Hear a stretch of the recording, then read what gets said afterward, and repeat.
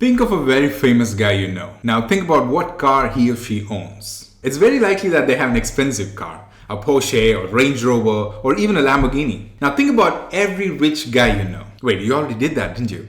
No, I asked you to think about a famous guy first. This time, think of a rich guy. Big difference. Now, the famous guy you thought about would most likely be a movie star or a sportsman or a businessman, right? But do you know that not every famous guy is rich? Rich, famous. Big difference. Now, when I say rich guy, I'm talking about Bill Gates, Jack Ma, Ratan Tata, Anand Mahindra. Those are rich people. Rich people who has the dough with them, who are clever and smart and almost always make great financial decisions. Now, if you look closely, clever and smart people never drive around in a freaking Lamborghini. Warren Buffett, the billionaire, drives a Cadillac. Jack Ma, the Alibaba founder, drives a regular SUV. Alice Walton, the second richest woman in the world, drives a Ford pickup truck. Ajim Premji, the chairman of Wipro, got himself a pre-owned Benz and before that drove a Toyota Corolla Crista.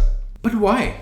Why do these billionaires, who apparently have all the money in the world, who could, if wanted, stock their houses with Lamborghinis and Bugattis and whatnot, don't do it? Let me tell you why. An expensive car, even though it's flashy and sexy, is a big financial mistake. A mistake only poor folks like us make. The reason? Depreciation. Now, what is depreciation?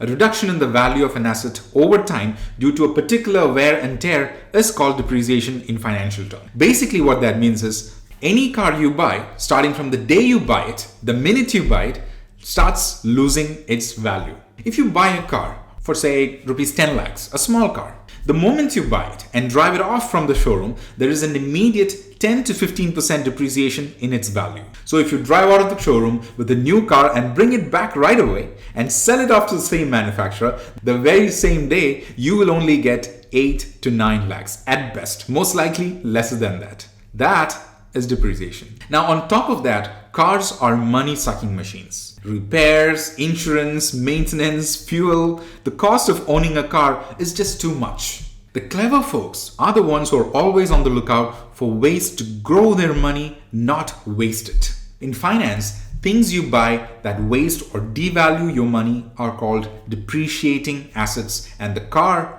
is a fine example of it. This is the reason why you will always find a smart, clever and rich person always buying cars that are well within his means, that can be bought with his disposable income. Not stretch out their budgets like we do and buy the most expensive cars. They'll never do it. Now, you may be wondering, why do famous people have expensive cars? Movie stars and other folks who buy Lamborghini and the like? Well, they have their reasons and I can only guess. One is to show off and use them as a tool to gain access. There are many intangible benefits of owning a Lamborghini or an expensive car, that's for sure.